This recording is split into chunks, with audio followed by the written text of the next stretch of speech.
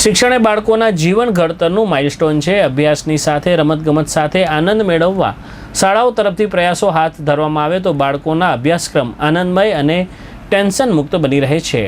આ પ્રયાસ સાથે ભુજની શ્રી BLB સંચાલિત Shrimati Hansaben Popatlal Thakkar English medium school ખાતે આનંદ મેળા સાથે ગેમનું આયોજન કરવામાં આવ્યું હતું, જેમાં ધોરણ 5 થી 11ના બાળકોએ 51 સ્ટોલ લગાવીને ભાગ લીધો હતો। દરેક સ્ટોલ પર જુદી જુદી ગેમ્સ સાથે ઇનામી ગેમ્સ અને વિવિધ પ્રકારની ખાદ્ય આઇટમો ખુદ બાળકોએ બનાવીને આનંદ મેળામાં આવનાર લોકોને સ્વાદનો અનુભવ કરાવ્યો હતો। આનંદ મેળાના મુખ્ય મહેમાન તરીકે પધારેલા પૂજા નીર રૂપારેલ અને શ્રી નીરભાઈ રૂપારેલનું સ્વાગત કરવામાં આવ્યું હતું। બંને મહેમાનોએ દરેક સ્તરની મુલાકાત લઈને વિદ્યાર્થીઓને પ્રોત્સાહિત કર્યા હતા। મેળામાં આવનાર લોકોને વિશેષ રીતે મનોરંજન મળી શકે તે માટે વિદ્યાર્થીઓ દ્વારા સાંસ્કૃતિક કાર્યક્રમો પ્રસ્તુત કરવામાં આવ્યા હતા। મારું નામ લલિત કોટક, હું ભુજ લોવર્ણા બોર્ડિંગ સંચાલિત શ્રીમતી હંસાબેન પોપટલાલ ઠક્કર ઇંગ્લિશ મીડિયમ સ્કૂલનો ચેરમેન છું અને ટ્રસ્ટમાં managing trustee, deputy managing trustee છું।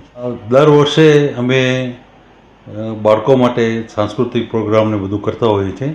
એમાં કોઈક વર્ષે અમે ફનફેર કરીએ કે જેમાં બાળકોને રમત સાથે જ્ઞાન મળે। તમે જોયું હશે કે અહીંયા 51 સ્ટોલ બાળકોએ લગાડેલા છે, તો એની અંદર બાળકો કેવી રીતના વેપાર કરવો, નફો કોને કહેવાય, નુકસાન કોને કહેવાય, રો મટીરિયલ કોને કહેવાય, અલગ અલગ જાતની જે ગેમ્સ હોય એ ગેમ્સ કેવી રીતના રમાડવી, આ બધું એ લોકો શીખે છે।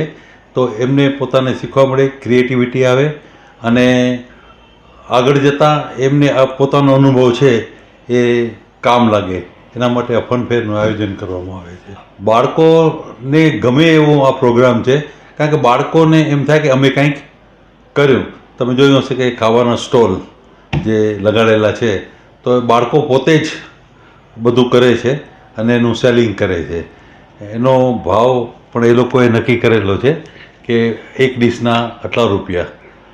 ઓફકોર્સ એમાં એમના પેરેન્ટ્સનો સાથ સહકાર હોય છે, સ્કૂલના ટીચર્સનું પણ મોટિવેશન હોય છે, તો એ લોકોને ઘણું બધું આની અંદર જાણવા અને શીખવા મળતું હોય છે।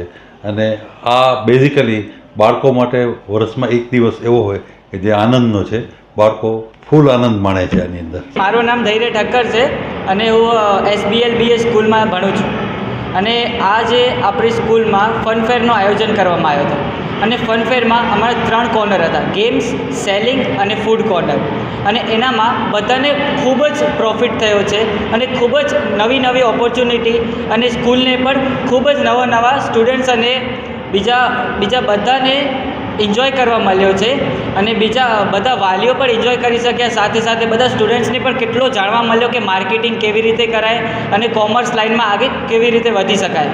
અને અમે સ્કૂલમાં એક્ટ પરફોર્મ કર્યો હતો સ્વચ્છ ભારત ઉપર।